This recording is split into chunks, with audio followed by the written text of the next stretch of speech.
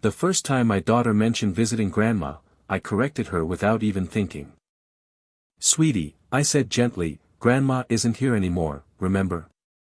My daughter, Ellie, was 6. Old enough to understand death in the broad, child-safe way we'd explained it, but still young enough to fold memory, fantasy, and routine into one soft shape. My mother had died of ovarian cancer 12 years earlier, years before Ellie was born, so when she occasionally pointed at an old framed photo and said, "That's Daddy's mommy," it always felt sweet and faintly sad. So when she looked up from coloring at the kitchen table and said, "I know. Not that Grandma. The other one," I barely reacted. Kids say strange things all the time. My wife, Lauren, was unloading groceries nearby. I remember she froze for maybe half a second when Ellie said it, just a tiny hitch in movement, a can of soup suspended over the pantry shelf, but by the time I glanced over, she smiled. "Ellie has a big imagination," she said. That would have been the end of it if Ellie hadn't kept bringing her up. Not constantly. Just enough. "Grandma says I draw better trees than Mommy. Grandma has a dog named Pepper. Grandma lets me have cookies before lunch. Grandma says secrets are okay if they're happy secrets." That last one made me pause. I was in the living room building a Lego set with Ellie when she said it, snapping a yellow brick into place with the grave seriousness children bring to nonsense. "Who says that?" I asked. She didn't look up. "Grandma." Lauren was in the kitchen again, close enough to hear. I expected her to laugh it off. Instead she said, way too quickly, "She means my mom." I turned to look at her. Lauren's mother, Denise, lived in Arizona. We were in Pennsylvania. She visited twice a year, sent too many glittery birthday cards, and had the energy of a woman who treated every phone call like a sales pitch. Ellie knew her, liked her, and called her Nana, never Grandma. "Since when does Ellie call Denise Grandma?" I asked. Lauren shrugged without meeting my eyes. "I don't know. Maybe she's just trying names out." It was a flimsy answer, but marriage teaches you how often to let flimsy answers pass. Most of domestic life is choosing not to interrogate every weird sentence like a detective in your own home. So I let it go. For about 3 weeks. Then I got off work early on a Thursday. Not dramatically early. Just an hour and a half. A client cancelled, my boss had already left, and I decided I'd surprise Ellie by picking her up from dance class. Lauren usually handled Thursdays because my schedule ran later, and Ellie loved when one of us showed up unexpectedly. She'd do this full-body launch hug that made you feel like the best version of a parent. I texted Lauren while walking to my car. "Client cancelled. I'll grab Ellie from dance." No response. I drove over anyway. When I got there, the studio parking lot was nearly empty. One teacher was locking up. She frowned when I told her I was there for Ellie. "Oh," she said, "your wife picked her up about 40 minutes ago." That annoyed me a little, but not much. Lauren probably hadn't seen the text in time. I called her. No answer. I called again. Straight to voicemail. That was odd. Lauren was obsessive about keeping her phone charged because she hated the idea of an emergency finding her unavailable. So I drove home thinking maybe they'd stop for ice cream or groceries. The house was empty. I checked Find My iPhone. Lauren had location sharing on with me, mostly for convenience, not surveillance. We'd both turned it on years earlier after she got a flat tire on the interstate and I spent an hour trying to guess which exit she was stranded near. Her location was off. Not unavailable. Off. I stood in the kitchen staring at that gray message longer than I want to admit. My first instinct wasn't suspicion. It was worry. Car accident. Dead phone. Some weird glitch. Then I remembered Ellie at the table saying, Grandma says secrets are okay if they're happy secrets. When Lauren got home an hour later, she was carrying a takeout cup and acting just slightly too normal. Ellie bounced in ahead of her. "Daddy." I crouched to hug her and asked, casually, "How was dance?" "Good." Then we went to Grandma's. Lauren's face changed so subtly most people would have missed it. Mine didn't. I looked up. "Grandma's?" Lauren set her keys down. "She means, Mommy said we can't tell yet," Ellie interrupted cheerfully. There are few things more sobering than hearing your child happily repeat a lie she doesn't understand. I stood. Lauren laughed, badly. "Can you give us a second, Bug? Go wash your hands." Ellie ran upstairs. The second she was out of earshot, I said, "What the hell is going on?" Lauren crossed her arms, already defensive. "Nothing." "Don't do that." "Do what?" "The thing where you act like I'm crazy before you've even lied properly." That landed. She looked away. Then, after a beat, she said, "I've been taking Ellie to see someone." "No kidding." "It's not what you think." That sentence has probably opened every terrible conversation in human history. "Then tell me what it is." She sat down at the table like she needed support from furniture. "Before we got married, Lauren had one major relationship." I knew that. We'd talked about exes the way adults in stable relationships usually do, selectively, politely, with enough honesty to feel mature and enough editing to stay sane. The ex's name was Marcus. They'd dated for 4 years in their 20s, broken up badly, and not spoken since. At least, that's what she had told me.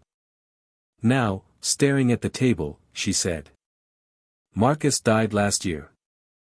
I waited. "Okay. He had a mother. Ruth." She swallowed. "She reached out to me a few months ago." I laughed once, out of pure disbelief. "Why would your dead ex-boyfriend's mother reach out to you?" Lauren's eyes filled.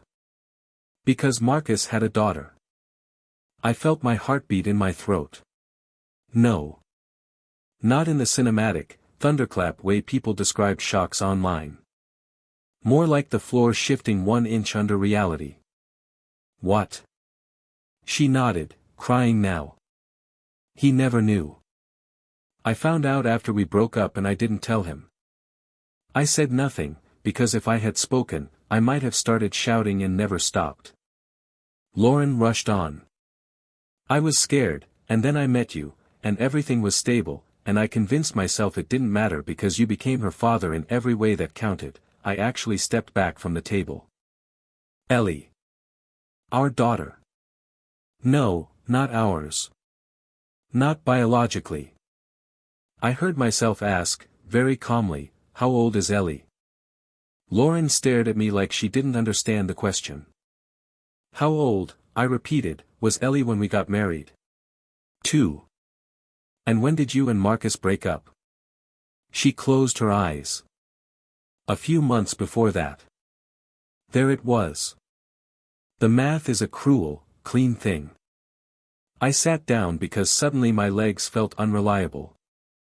For 6 years I had been living inside a version of my life built on a sentence my wife had decided I did not deserve to know. "You told me she was mine." Lauren started shaking her head immediately. "I never said that directly." That was the moment I understood how deeply she had rehearsed this in her own mind. Not as a betrayal, but as a technicality. I stared at her. "At the hospital, when Ellie was born, whose name went on the paperwork?" She didn't answer. "Whose name is on the birth certificate?" Still nothing. "Mine." Of course it was mine. Because by the time we married, Ellie was already a toddler and I had entered her life believing I was stepping into fatherhood the normal way. Sleep deprivation, tiny socks, a fierce and uncomplicated love. I had never questioned timelines because I had never imagined I needed to perform forensic accounting on the person I married. Why now? I asked. Why this secret grandmother nonsense? Lauren wiped her face. Ruth found me through social media. She had old messages, old photos, enough details that I knew she was real.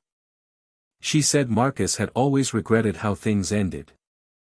She said if he'd known about Ellie, he would have wanted her in his life. She begged me for just one chance to meet her. And you thought the right move was to take my daughter to visit your dead ex-boyfriend's mother behind my back. Our daughter, she snapped. I stood so fast the chair scraped the floor. Don't. She flinched. I hated that she flinched, because it made me feel like the villain in a story where I had just discovered I'd been conned for nearly a decade. Then she said the part that made everything worse. I took a DNA test years ago. The room went silent. A strange coldness moved through me. What? She covered her mouth. You knew. She nodded once. Not suspected. Not feared. Knew. She had known Ellie was almost certainly Marcus's and had chosen not to tell me because, in her words later, by then you already loved her. As if love were evidence that consent no longer mattered. I wish I could say I handled this well. I didn't. I went upstairs, locked myself in the bathroom, and sat on the closed toilet lid staring at the tiles while my daughter, the little girl I had raised, tucked in, taught to ride a bike, carried asleep from the couch to bed, knocked once on the door and asked if I was mad. That question nearly broke me. I opened the door immediately, crouched down, and told her no. Never at her. I remember how relieved she looked, how total her trust still was. Children don't understand identity collapse. They just know tone. That night after Ellie was asleep, Lauren tried to justify herself for 3 solid hours. She said she had been young. She said Marcus was unstable. She said I was a better man. She said telling me would only have hurt everyone. She said biology wasn't what made a father. She said she had intended to tell me someday. She said someday had just kept becoming not today. Every excuse had enough truth in it to sound human and enough selfishness in it to make me sick. The next morning I called a lawyer. Not because I wanted to abandon Ellie. I need to make that clear. If anything, the panic clawing through me was the opposite, terror that the law might one day decide I wasn't her father after all. Terror that truth, once surfaced, doesn't arrive politely. It tears through paperwork, inheritance, custody, identity.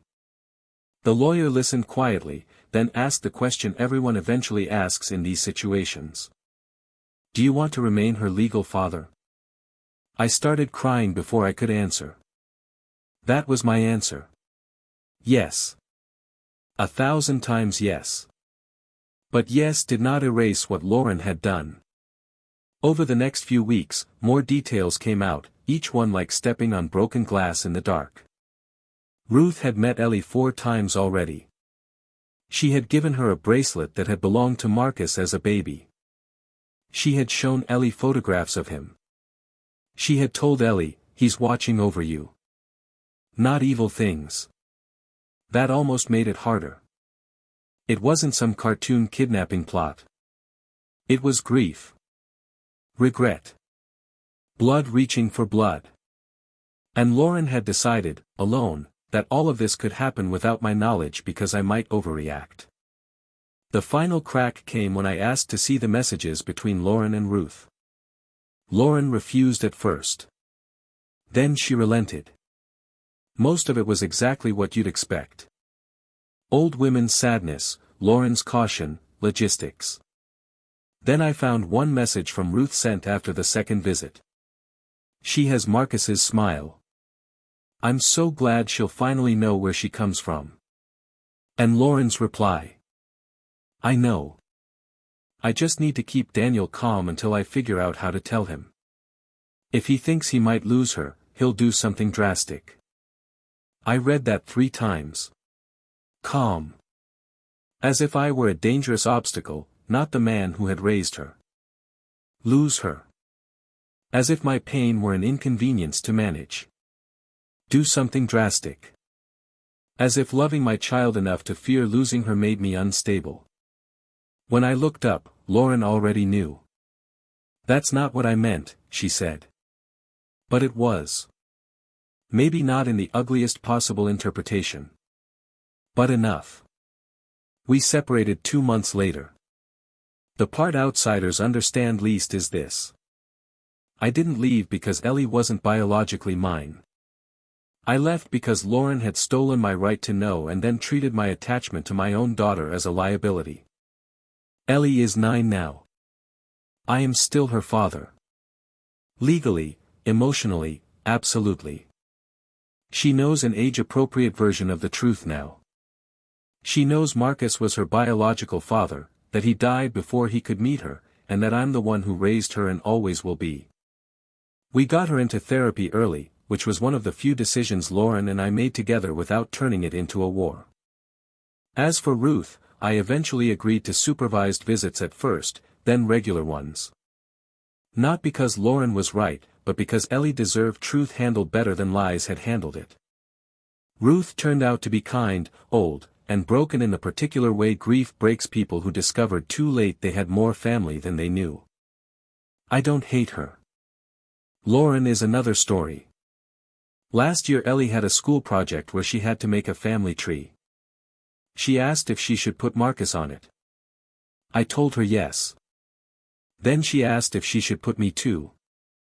I said, only if you want to. She looked at me like I'd asked whether the sky should be included. Obviously, she said. Then she wrote Dad next to my name in huge uneven letters and asked how to spell always. That word sat in my chest for days. People love saying biology isn't what makes a parent. It's a comforting phrase. A generous phrase. But what they mean is, once love exists, truth stops mattering. That part is a lie. Truth always matters. It just turns out love can survive it. Lauren lied to me for years. She let me sign forms, tell stories, build a life, all while holding a fact in her pocket that changed the foundation of everything. And somehow, impossibly, the one real thing left standing in the wreckage was the thing she had counted on most. I loved Ellie before I knew. I loved Ellie after I knew. And I will love her long after everyone else is gone. But I will never forgive the woman who decided that should be enough to excuse the lie.